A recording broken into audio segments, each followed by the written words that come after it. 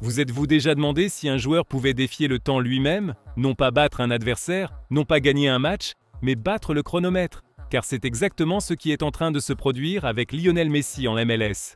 Et le plus frappant, ce n'est pas que cela soit dit par un supporter, ni par un journaliste, ni par quelqu'un qui vit de l'impact facile. C'est Eden Hazard qui le dit, un footballeur qui a évolué au plus haut niveau, qui a disputé des finales, décidé de grands matchs, et qui sait parfaitement quand quelque chose est normal et quand ça ne l'est pas. Hazard a confié quelque chose qui semble simple, mais qui en réalité en dit long. Il a expliqué que chaque matin, lorsqu'il utilise son téléphone, il tombe toujours sur les mêmes gros titres. Messi a marqué 2 buts, Messi a délivré 3 passes décisives, Messi a été l'homme du match, puis il a ajouté quelque chose qui change tout. Je ne suis même plus surpris de voir son nom là. Ce qui me surprend, c'est qu'il soit encore aussi décisif. Et c'est là que se trouve le point clé, car une chose est d'apparaître dans les gros titres, et une autre très différente est de le faire naturellement, comme si c'était une routine à 38 ans, dans un football qui va toujours plus vite et exige toujours plus physiquement. Hazard a été encore plus clair. Il a dit que les buts de Messi ne sont pas normaux, que ce sont des buts venus d'un autre monde. Et il a conclu avec une phrase qui semble écrite pour cette époque. Il marque comme s'il avait encore 20 ans. Cette phrase ne parle pas seulement de but. Elle parle de précision, de lecture du jeu, de savoir quand accélérer et quand ralentir. Elle parle d'intelligence footballistique, parce que Messi ne joue plus contre les adversaires. Il joue contre le temps, et malgré cela, il gagne. L'ironie est évidente. Pendant des années, on a répété que la MLS allait être une retraite confortable. Un endroit pour baisser l'intensité, profiter, honorer des contrats et terminer une carrière sans pression. Messi a pris cette idée et l'a réduite en 1000 morceaux. Il ne s'est pas contenté d'arriver en MLS, il l'a transformée, il l'a rendue visible, il en a fait une conversation mondiale. Aujourd'hui, on parle de la MLS partout dans le monde, non pas à cause de la ligue en elle-même, mais à cause de ce que Messi y fait. Et Hazard l'a compris très vite. Il a dit quelque chose qui a beaucoup de poids venant de quelqu'un comme lui. Les années passent, mais Messi ne change pas.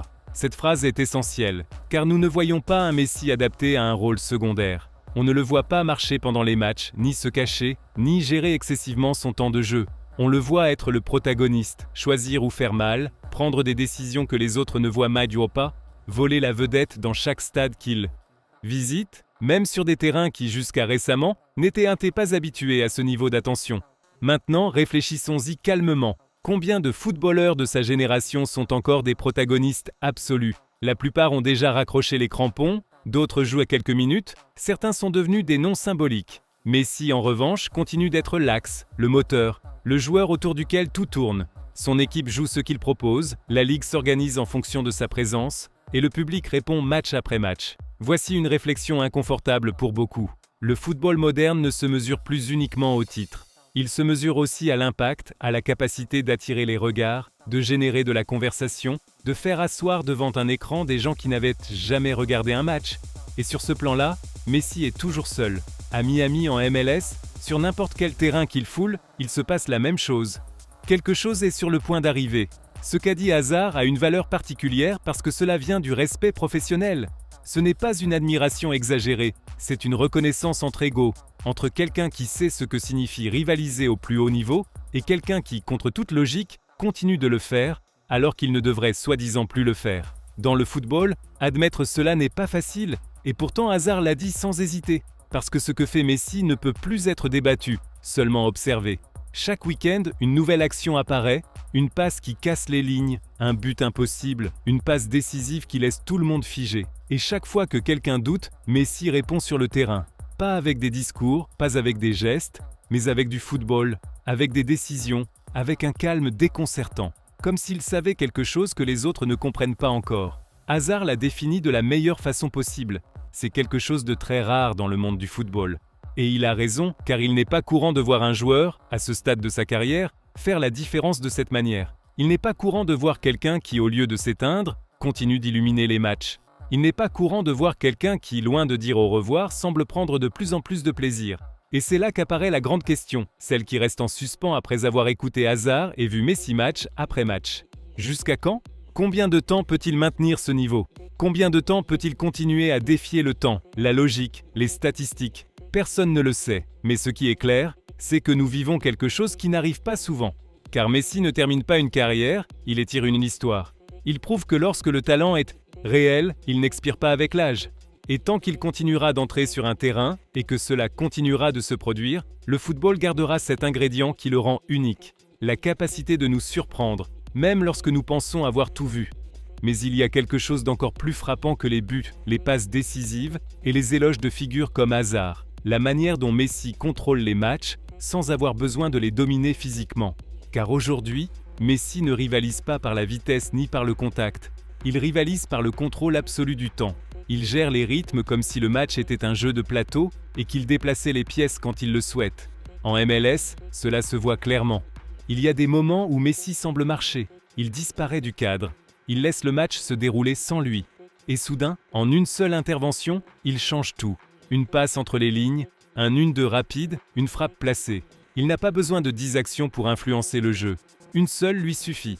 C'est ce qui déroute les adversaires et ce qui séduit les entraîneurs. Car jouer ainsi, ça ne s'apprend pas. Soit on le comprend, soit on ne le comprend pas. Beaucoup disent maintenant que Messi profite d'une ligue moins exigeante. Mais cette lecture est superficielle, car le football ne se simplifie pas uniquement par l'intensité physique. Il se complexifie par les espaces, par les transitions rapides, par les erreurs qui apparaissent lorsque le match se désorganise. Et c'est là que Messi se sent à l'aise. Là où les autres se précipitent, il temporise. Là où les autres forcent, il choisit. Il y a une image qui se répète dans presque tous les matchs. Messi reçoit le ballon dos au but, entouré. Il baisse la tête à peine une seconde, comme s'il calculait quelque chose d'invisible. Et lorsqu'il relève les yeux, la décision est déjà prise. La passe part là où personne ne l'attend. Ce n'est pas du talent de jeunesse, c'est de l'expérience pure. C'est avoir vu des milliers de matchs avant de les jouer. Et ici apparaît une autre dimension que beaucoup sous-estiment. Messi ne joue pas seulement mieux que la plupart, il fait mieux jouer tous ceux qui l'entourent. Des coéquipiers qui étaient auparavant ordinaires paraissent aujourd'hui décisifs. Des joueurs qui ne ressortaient mieux ou pas apparaissent désormais dans les statistiques. Non pas parce que Messi les rend meilleurs par magie, mais parce qu'il leur donne du sens. Il leur donne du temps, il leur donne de la confiance. Quelque chose que très peu de footballeurs parviennent à faire. C'est pour cela que son impact dépasse les chiffres. Quand Messi entre sur le terrain, le match s'organise. Les adversaires le savent, les arbitres le ressentent, le public l'attend. Tout tourne autour de sa présence. Non pas par peur, mais par respect, ce respect que seuls les footballeurs qui ont changé, le jeu savent susciter. Et à ce stade apparaît une vérité inconfortable. La retraite de Messi, lorsqu'elle arrivera, ne laissera pas seulement un vide sportif, elle laissera un vide narratif. Car nous ne regardons pas seulement un footballeur, nous regardons un personnage central d'une époque, le dernier grand symbole d'un football qui croyait encore au talent au-dessus du marketing. Hazard, sans le dire explicitement, l'a rendu clair. Messi est une anomalie, une exception qui ne devrait pas exister à cet âge.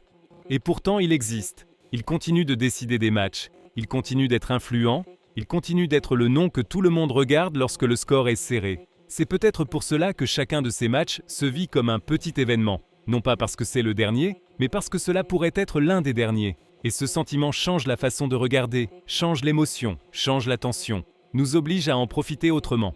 Car lorsque Messi arrêtera de jouer, il n'y aura pas de remplaçant immédiat. Quelqu'un d'égal n'apparaîtra pas. Il y aura de grands joueurs, oui, mais pas un qui combine histoire, talent, impact et longévité de cette manière. Et nous le savons tous, même si nous ne le disons pas. C'est pourquoi, au-delà de la MLS, au-delà de Miami, au-delà des titres, ce que nous sommes en train de vivre est quelque chose qui manquera. Une manière de comprendre le football, une façon de résoudre sans crier, de gagner sans imposer, de dominer sans écraser. Je te pose maintenant la question. Penses-tu que Messi peut maintenir ce niveau jusqu'à la fin de son contrat en MLS ? Ou sommes-nous en train d'assister au dernier chapitre d'une époque irrépétible ? Je te lis dans les commentaires.